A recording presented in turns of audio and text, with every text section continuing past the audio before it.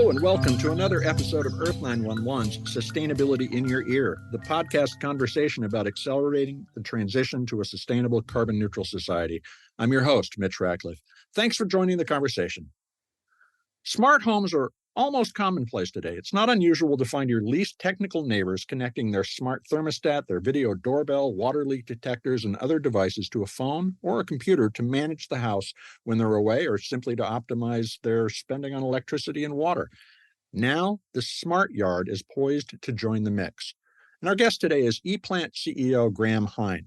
The company recently introduced the TreeTag, which is a solar-powered monitor attached to a tree to monitor its health and send updates wirelessly to a phone. TreeTags are placed on the side of trees using a screw, and with a plunger, they measure minor size variations in the tree. For example, a contraction of the bark might be an indication of stress, such as a lack of water. The TreeTag also includes an accelerometer to detect movement patterns that may suggest instability, as well as a humidity sensor to augment local weather data. Notably, the TreeTag also employs artificial intelligence to process and transmit its data to the cloud. You can talk to your tree using ChatGPT as an interpreter, and the experience is like chatting with a friend, but it might be about how much water the tree needs to be healthy or a report on its growth and the carbon it has captured as it grows. ePlant is one of the most intriguing and fun devices we've seen this year. We wrote an article about it a couple of months ago, and it can provide information about the state of our yards, forests, and orchards to increase our insight into nature. It might even be able to tune us into the consequences of climate change in ways that link our own health to that of the trees around us. You can learn more about ePlant at eplant.com, and let's get into the conversation. Hey, welcome to the show, Graham. How are you doing today? I'm doing great. Really good to talk to you, and I'm looking forward to the conversation. I know we had a good introduction earlier, and really excited by what we're doing and excited to tell you about it. Great. Well, when we talked, you were told me about your background in ocean-going robots. And can you first explain how did the idea of a tree health sensor emerge from working on ocean-going robots? And are the problems of monitoring forests and oceans similar? Well, so, I tell people I've gone from sensors in the ocean to sensors in the forest. The ocean-going robot was, of course, a different type of platform. It was a surfboard-sized vehicle. It used wave and solar energy to propel itself. And so it was essentially an energy harvesting recording system to collect data at sea. And we did a lot of climatological monitoring using that device, and we were able to put a lot of them out there. In the forest, you have a different set of problems for the platform, but essentially you still have the same remote data problem that you have sending data from the ocean. You need to get data from the device up into the cloud and to people. And that's what both systems do. So when Boeing bought Liquid Robotics, which was my prior company, I was CEO under Boeing for a while. And it was a great experience for me, but I realized that I'm the startup guy. I like the beginnings of companies, the entrepreneurial side. And I got into conversations with one of the founders of Liquid Robotics, who was also the founder of ePlant. And Joe Rizzi and I talked, and we said, hey, there's a time for sensors in the forest. We can make these things miniature. We can make them inexpensive. We can make data collection from trees and vines and plants easy. And that's what we set out to do with ePlant. So before we talk about what it does, tell us how a tree tag is placed on a tree and connects to the customer's phone. Yeah, so a tree tag is placed on a tree by putting a little screw bolt onto the tree. You then mount the tree tag onto that. You tap it with your phone, just like you do tap to pay. There's a tap to activate to start it. That starts the tree tag recording and sending data. It then transmits it over LoRaWAN, which is a 900 megahertz long distance, low power radio that's perfect for little devices like this. It can go several miles, connects to a gateway, which connects it to the internet, which connects it to the cloud. And from there, of course, once it's in the cloud, we can deliver it to anybody, anywhere. So the starter pack includes both the radio receiver and the tree tag. Yeah, so the gateway device is the other end of the LoRaWAN connection. And that's got to be, really you only need one of those per several thousand tags within a large area of a couple of miles. But we want to make sure that those folks who are on the fringe of that network have a means to communicate, so they all have a gateway system. And the device is solar powered. Does it have a, do you need to maintain a backup battery or anything like that? It's got a hybrid supercapacitor, which is kind of a cool little device. It's actually a cross between a lithium ion battery and a supercapacitor. So lithium batteries have a problem with charge cycles. So they're, good enough for a car if you're charging it once every few days, but if you're charging continuously with solar, you'll run out of charge cycles with a lithium battery. Supercaps have effectively tons and tons of charge capacity. They can be charged over and over and over again without a problem. So it doesn't need to be taken apart or anything like that. Yeah, but the lithium, the supercaps typically leak energy, so they won't store it very cleanly. Lithium batteries will store it without any leakage.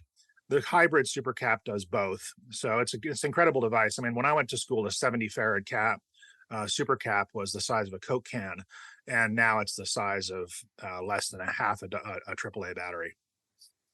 So, what in a nutshell does TreeTag monitor? As I understand it, you sort of set a baseline measurement for the tree and then watch for changes. So, what are you measuring? So, the primary thing we're looking at is what I call the pulse of the tree and what scientists call dendrometry. So, if you think of a tree structure, in the middle of the tree is the hardwood. The hardwood, particularly when it's alive and in the tree, is a very stable reference surface. It doesn't move very much at all. It's actually, from an engineering perspective, a very solid, non-moving substance. So you anchor the screw into the hardwood. The outside layer of the tree, underneath the bark, is an area called a cambium. That's where new cells are added. That's where water cycles up and down. So water flows up through the hardwood and down through the phloem, and you get this daily cycle of water moving underneath the bark and the tree effectively expanding at night and contracting during the day as it breathes. So we call that the pulse. Mm-hmm. And just like a human pulse, it's a very data-rich signal. So we're not quite at the stage of advancement that people are with interpreting human heartbeats, but we're on the path to that. So in addition to this extremely slow pulse, you also can monitor the tree swaying or leaning. And what does that tell a forestry worker or a homeowner about the tree and what it needs? Right. So the secondary instrument there, which is the one you're talking about, is the accelerometer. It's just like the accelerometer in your phone, which you can use to level things or see how you're moving or detect if you've fallen over. We're using it similarly for the tree. So if a tree is at risk, and somebody is interested in seeing, or if it's in a risky position, let's say near your house or near your car or near infrastructure, power lines or a road, it can be useful to monitor the tree to make sure that you understand its biomechanics and whether or not it might be prone to fall over. And that's what we're using the accelerometry signal for. Really, simplistically, it's just if the tree is starting to lean over more than a certain amount, that's a predictor of it falling. When we last spoke, you shared this story about an intense windstorm in the Santa Cruz Mountains, and you expressed the hope that the TreeTag would mobilize people to protect the trees they love. Right. But when a windstorm happens, is the accelerometer able to say, this is swaying a lot more than it should, based on what we know about the local weather as well? Yeah, we have the ability to detect essentially the primary frequencies of the tree and the amplitudes of those sways. So in a windstorm event, and we haven't implemented this feature yet, it's on our roadmap, so I'll be a little forward-looking here. But the idea would be to watch the sway of the tree, see if it's in an event like a windstorm, and start to warn people that, hey, this tree near infrastructure might be at risk. And there's an ability to detect kind of natural sway, which a tree is going to do just as part of its biomechanics. You want a tree to sway. You don't want it to be an unresisting, brittle object. But if the tree starts to shift its root plate, that frequency of that sway is going to change. And there's been some good research done, actually an article published in Wired magazine not too long ago, about interpreting those accelerometer signals to determine whether or not a tree has started to come loose in the soil. And that's when it's really a danger. So did you design TreeTag primarily for home use, or was it? No, we've it's really a commercial product. So it started out as a commercial product. We've been selling it into agricultural and forestry research, both urban forestry and wildlands forestry. Our first customer was a chocolate grower. So they're growing cacao trees in a greenhouse. And we had a little Bluetooth version of our device, short range radio that worked great in a greenhouse. They tried it out. They put it on 20 trees in their greenhouse and turned the water off on 4 of them. And within an hour or two, we were able to see that 4 of them had kind of gone off the reservation. And this was very early in the days of us looking at these signals. And we said, hey, something's different with those 4 trees. And the folks on the Zoom call kind of looked at each other. And then the greenhouse manager raised his hand and say, hey, I just turned water off on 4 trees. Are those 4 trees? Sure enough, they were. And we realized we were seeing something really interesting with this signal. Now, the device is aware of local weather patterns because it's talking to the internet. Yeah. What other information do you conceive of as being cross-referenceable with what you know about the tree in order to begin to provide us a lot more insight about not just the tree itself, but the environment around it? So my brother has this phrase. He's my CTO, and a lot responsible for a lot of the inventions that happen at ePlant. But Roger's statement is the tree tag is not the sensor, the tree is the sensor. And then you ask, what are we sensing? Well, we're sensing what's happening with the climate around the tree and what's happening with the environment around the tree. So, I live up in the Santa Cruz Mountains. So living up here, you see the Douglas fir trees, which were a pretty prevalent tree up here, really starting to struggle as the climate is changing. They're dying for various reasons. I've got several that are looking very sickly. Meanwhile, laurels are starting to come up. The oak trees seem to still be doing well if there isn't the sudden oak death in the area. Redwood trees are struggling. And understanding how these trees are reacting to the changes in our climate is actually really important to understanding the climate. And just, not to keep referencing Wired, but there was an article this morning or yesterday in Wired about the fact that this transpiration that trees do, this exhalation of moisture, is actually has a lot of potential to seed clouds. So the type of exhalation from a tree is something that can seed clouds. And of course, clouds reflect sunlight in non-Arctic areas. And that plays a major role in keeping our planet cool. So having healthy trees, being able to monitor whether they're healthy, monitoring whether they're transpiring, can help us understand how these forests are affecting the climate at large. So as more tree tags are placed, not only in forests, but in people's yards, are you going to be aggregating information in order to provide a kind of a meta view of the health of trees? And is that something we can use to better plan for climate change? Yeah, and I like to think of this as a call to action. ePlant is collecting a data set that will be useful for understanding our planet. And it's useful for understanding both how the human forest interface is changing, how the forest in the wild is changing, how orchards and farm productivity is changing and being affected by climate. And that's useful information for us as stewards of the planet.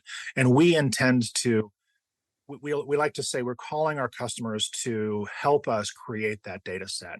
And our goal is to make that data collection, to create that data set as inexpensive and easy to use as possible. And that's really what TreeTag represents. It's our first effort to make this data collection easy and scalable.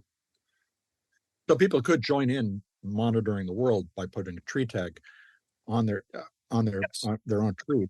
Is Exactly. this something, are you already starting to see some trends that confirm, for instance, that intuitive analysis you shared about your yard, the Doug firs and the oaks and so forth, doing well or suffering as you see the climate change? We have. So we're really, ePlant's only 2 years old, so we really only have 2 years or a little less than 2 years of data to compare. But what we've seen just in the last 2 years is 2 very different summers and winters in this region. And that's had an effect on the trees. So the trees last year were exposed to a very hot summer, a very dry winter. This last winter, we had an extremely wet winter. We actually had snowstorms up here. I had 6 inches of snow at my house at just 2,000 feet here, which is very unusual, a kind of a once in 50-year event. And we've had a cool summer. And the trees are reflecting that. You can see the trees responding. They haven't gone through the same flowering cycle they went through last year. A lot of the local plum trees didn't produce fruit this year. And those differences are, they like to say global warming, but it's really is climate change. We're seeing a change in the fluctuations in the extremes. So we've had a very, unusually cool summer, unusually wet winter, and now we're heading into a strong El Nino, which could produce even more weather variability in our region. So we're looking regionally at the moment, not globally, but that's, again, kind of the call to action here is to expand this by putting more tree tags out there. The idea first of a regional heartbeat and being able to look into what's going on with the environment at that level is really intriguing. But if we could begin to create a net of this information for the entire planet, the opportunities to rethink our relationship with nature are pretty stunning. They are, and I hate to use the canary in the coal mine because it doesn't end too well for the canary as an analogy, but it, these trees are sensing something that we're not necessarily seeing as humans. Humans have a lot more tolerance for changes in water. They can move and go get water where there isn't water. Trees can't do that. And so, and it's not just true of trees, of course, it's true of all the plants around us. So we're ePlant, not eTree. We're starting with trees, but we'll be going to all kinds of plant data collection as we move the company forward. It's interesting. I mean, I'm trying to envision how the monitor could be changed, the form factor of the monitor could be changed for a lot of different applications. I look forward to learning more about that. This is a really great conversation. I want to take a quick commercial break, and we're going to be right back.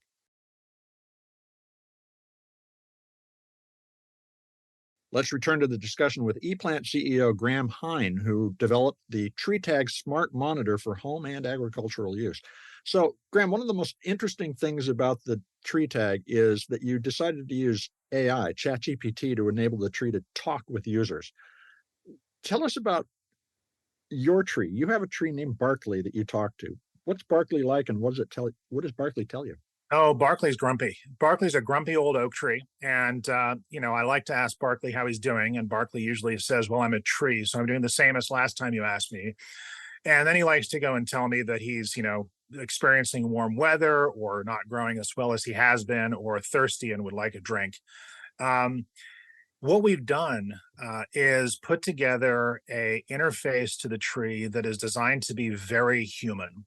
Mm-hmm. And we're not really trying to humanize the tree. What we're trying to do is to make people interact with their tree so that they take care of it and to motivate them to do that. So the chat interface is kind of the most charismatic piece of the interface, but just as important are kind of the alerts and alarms that you get from our system. And the chat component came along because we were really struggling when we looked at the consumer market. We said, how are we going to make this engaging enough for people to really want to play with it and get to use it? Mm-hmm. Because trees are background for a lot of people. And I have a trouble with that because for me, they're completely foreground. I'm looking at trees as I'm driving. I'm looking at trees as I'm walking down the street. But most people aren't until they see a really remarkable tree or they really stop to think. This, I'm hoping, will get people to get engaged with trees and to get to know them a little bit. And the personalities are kind of fun. I've got Zesty, who's the happy lemon tree. I've got Scarlet, which is my overly proud maple tree. She thinks she's the best maple tree ever. She's a Japanese maple tree, and she's just starting to turn red, and she's telling me all about it. So these interactions with the chat side of using ChatGPT as an engine, feeding it with insights from our Insight AI, and then presenting those insights to people so that really what Scarlett wants to talk about is fertilizer right now. So Scarlett's saying, hey, it's the fall. I'm going into dormancy. I'm going to be growing roots. I'd like to get some fertilizer. Please look at that for me. And yeah. So the AI could also add additional dimensions of insight simply by loading new information into the back end. You're not telling the tree more or the tree telling you more, but more analysis based on local weather patterns and other things that I hadn't thought about the fertilizer question before. Well, it's kind of interesting. So the advantage of these large language models is that they are trained on a giant set of data. And that giant set of data happens to include all the horticultural information that's been published on the internet, at least without too much copyright. That information can be applied to a given tree if the ChatGPT engine is told the context. So the context is a Japanese maple at 2,000 feet in the Santa Cruz Mountains in the fall with these soil conditions. That is fed as context by our backend to the chat engine so that it knows what to talk about. And the development work here that we're still engaged with, and we had a release date planned for this later this year, but that's pushed out. And the reason is we really want to make sure that the tree is talking about its conditions and it stays on topic. And that's a little tricky with these chat engines right now. They like to wander. So, for instance, could the tree at this time, since you haven't done the plant-based ones, could the tree serve as sort of a proxy for understanding the health of the plants immediately around it? Can it? It sure can. I mean, one of the main things the tree is looking at. We have the microenvironment sensor on the tree, which is a mini weather station telling us about temperature, humidity, and light. Obviously, that affects all of the plants around the tree. Additionally, what we're solving for with the tree with a pulse primarily is soil moisture. And if the tree is experiencing soil moisture deficit, the plants around it are experiencing soil moisture deficit. And typically, people don't irrigate the tree, they irrigate the plants around the tree. So the tree is getting water as a result of the irrigation landing on the plants. So at the very least, we can give a pretty good indication that, hey, your soil's dry and you may want to go water your plants and incidentally, the tree. But we're actually about to interview another company, Irrigreen, which has a very targeted watering system. Could Yeah. that be integrated with TreeTag, or rather, can TreeTag as a network device connect with a wide range of smart devices, including home management systems? Absolutely. Our system, the first way to interact with the tree tag that we released was actually through an API. Our intent is to make the data accessible and the insights accessible to other systems. So in the tree management space, we're integrating with a company called Planet Geo, where tree care companies can see their trees on a map and start to see the status of their trees on this map. That's affected through our API. The same API can be used to interact with other smart devices like home irrigation systems and targeted irrigation systems like the one you're talking about. It's interesting. So the data itself could also enable a new service layer in the economy, which is really about re-greening the environment. Exactly. Exactly. So this information is intended, again, we see the data collection and the tree tag is an important thing to make really good and then get out of the way. The important thing here is for us to get information about our plants. So will there be a TreeTag developer program in the future? Yes. Well, we're not codifying as a developer program. We're just talking to folks, and if they want to work with us as developers, we're a small enough company that it's still just an ad hoc agreement. So hopefully that'll turn into a developer program. Well, let's hope you get that large. I would like. Yes. Now, you're also working with carbon sequestration projects to report how much they're capturing and the state of the forest in which that carbon is captured. Tell us about what their concerns are, and are you enabling carbon credits and that kind of transactional opportunity as well? It's really interesting. So I got involved with this world when I talked to a gentleman who works for Amazon as part of their net zero climate pledge. Mhm. And he's working with a team, of course, a lot of people involved, and doing some incredible science related to reforestation in the Amazon basin. One of the challenges is the measurement of the impact of these reforestation activities. And it's more than just understanding, how many trees you're growing and how many did you plant. You really have to grow them. And he looked at our tree tags and said, "Hey, I can really use something like this. It's a tool where I could measure in real time what's happening with the trees, understand their health, and then use that measurement to help estimate the biomass accumulation." So, what we're really measuring, if you think about it, we're measuring the difference between the center of the tree and the outside of the tree. So, when a tree grows, that number grows. So, we're measuring the delta, the change in the diameter of the trunk of the tree. That turns out to be, so if you think the tree is like a 1 foot tree and it grows to a 2 foot tree, well, it's added a foot of wood. That's what we're measuring.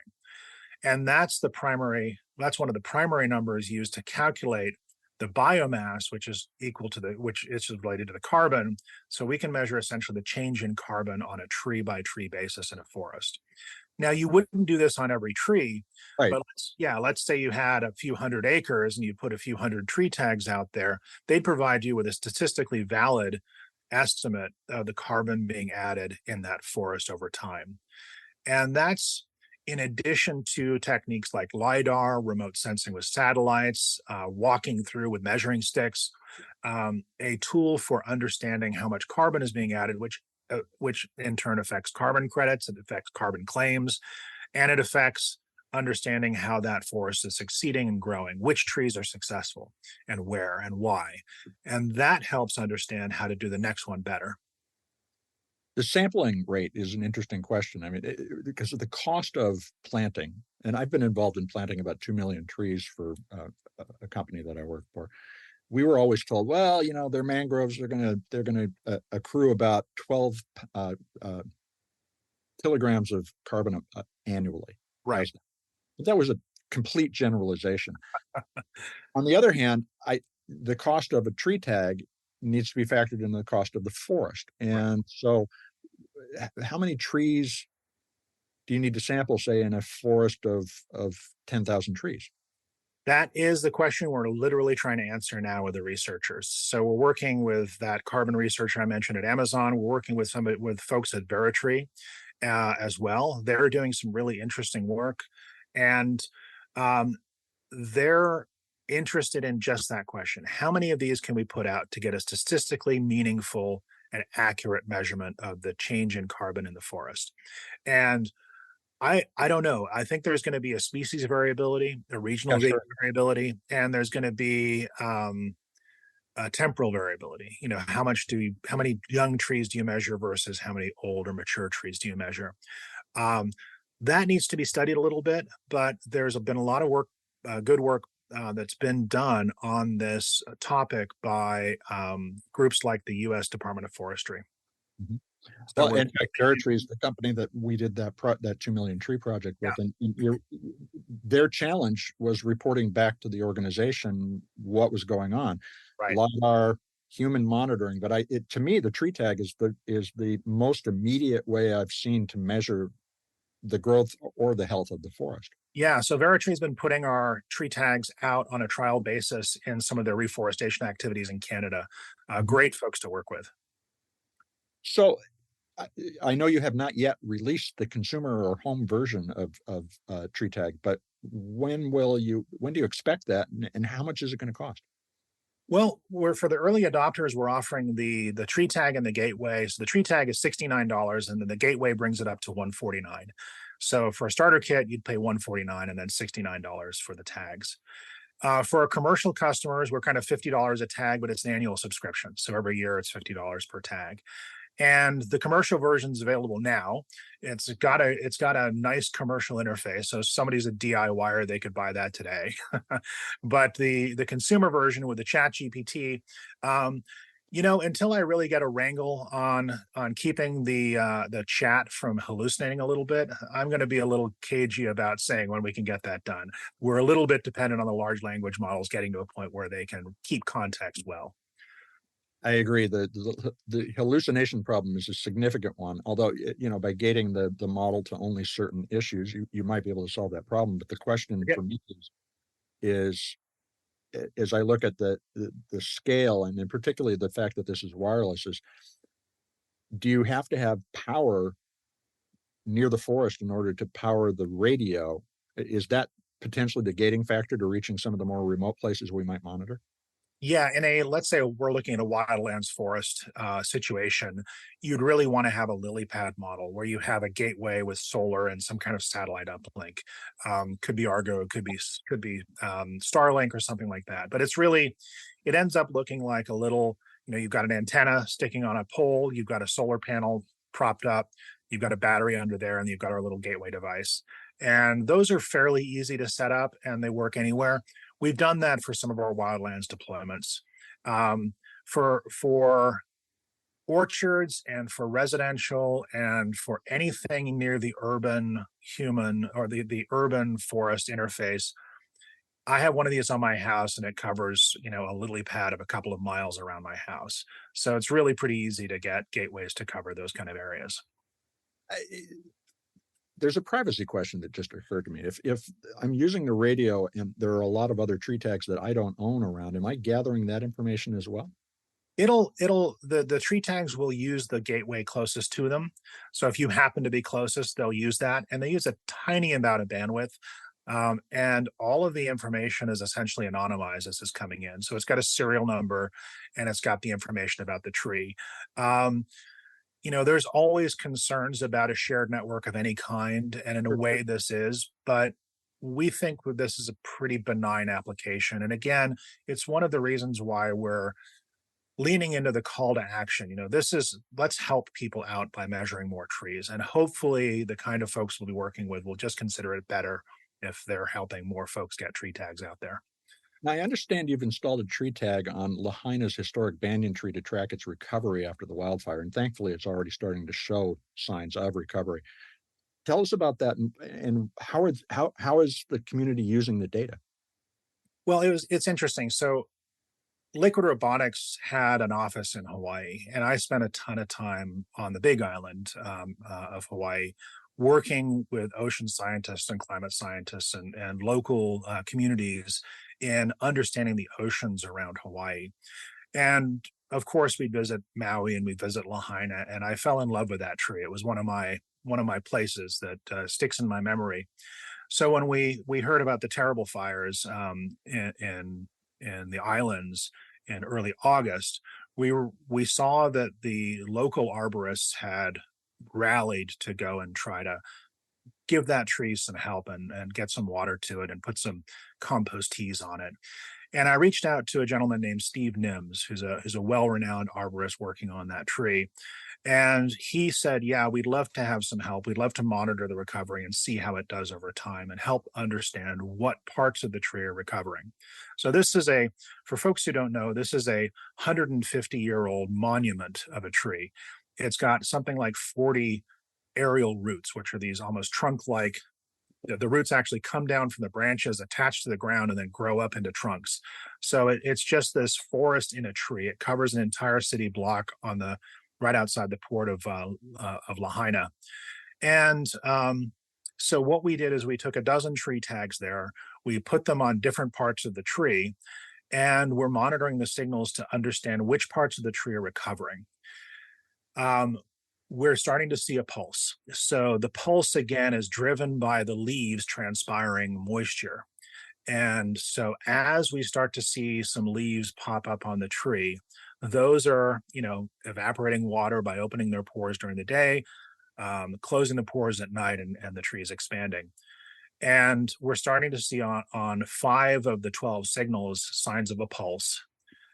There's signs of movement on all but 3 of the tree tags we put out there. So 3 tree tags, we're getting a very flat signal. Dormancy is what we are calling that right now, for lack of a better term. And the arborists are using that to understand which parts of the tree are actually alive and moving water and nutrients and resources around in the body of the tree as they look at the greening that's happening in the canopy. The day we installed was the first day. It was August 31st. It was the first day where anybody had seen green on the tree. And so we just saw about 6 little shoots up in the canopy of green, and that was a really exciting thing. The folks who were with us were really happy to see that. But Lahaina is going to take a lot of rebuilding, and we're really hopeful that goes well for the community. That is such an iconic tree. Can folks track what's going on with the tree online? Is that something you've thought about enabling? Yeah, absolutely. So the data is available. We're sending that out to the community through the Lahaina Restoration blog. So our information is going to be popping up on the Lahaina Restoration blog. So I don't know if they posted the data yet, but we'll be posting links to that shortly. Okay, great. Well, we'll include a link to that in the article that goes with the podcast. Graham, how can folks learn more and get an alert when they can buy the tree tag? Yeah, just go on our webpage at ePlant.com, and there's a little sign up list to both lock in the discount code right now so you can get a discount for the product. And we'll let you know as soon as it's available. And again, if anybody wants to try a commercial version, it's available now. It's more of a DIY project, and you have to like looking at graphs and lines and interpreting them a bit more. It won't talk to you yet. So if you were to buy a commercial one today and the chat comes out, will you be able to activate that on one of those? Absolutely. It'll work just fine. Yeah. Okay, great. So the early adopter hackers can get started now, and everybody else can get on when they want a more consumer friendly experience. Absolutely. It's more like if you're like me and you like wiggly lines, which I do because I'm a data nerd, um, there's a product for you today. Fantastic. Well, Graham, thank you so much for spending time with us today. A real pleasure. Thanks so much. That was my conversation with ePlant CEO Graham Hine. As you heard, the hacker-oriented commercial version of the TreeTag is available now, and a chatty home version will soon launch, priced for $149 for the starter kit with the radio base station, and additional TreeTags will be available for $69. You can learn more at eplant.com. Technology can help us see into the environment in new ways, bolstering our senses with data that lets us identify our biases so that we can respond to climate change, local extreme weather, and drought thoughtfully and efficiently. Solar-powered devices like TreeTag, if manufactured with minimal environmental impact, can expand our sensory engagement with the health of forests, orchards, and suburban yards to reduce overwatering, preserve tree and plant species that are struggling with local weather changes, and potentially increase the yield of food produced per gallon of water used in agriculture. And if you have a tree that you love, like the dogwoods, Douglas fir, and oak trees that I care for in my yard, TreeTag does promise a new relationship. Chatting with a tree, learning when it needs water or fertilizer, can create a new intimacy with nature. But it's most important that we learn and understand our local environment first with our senses. Then we can validate and deepen that insight using monitors like TreeTag. We'll continue to explore the growth of smart yard technology with more interviews soon. In the meantime, I hope you take a moment to share this podcast or any of the interviews that we've done on sustainability in your ear by writing a review on your favorite podcast platform. It will help your neighbors find us, and we'd appreciate the support. You are the amplifiers that spread more ideas so we can create less waste. Please tell your friends, family, and coworkers they can find us on Apple Podcasts, iHeartRadio, Spotify, Audible, and all the places they look for podcasts. Thanks, folks. We appreciate it. I'm Mitch Ratcliffe. This is Earth 911, and we will be back soon with another innovator interview. In the meantime, take care of yourself, take care of one another, and let's all take care of this beautiful planet of ours. Have a green day.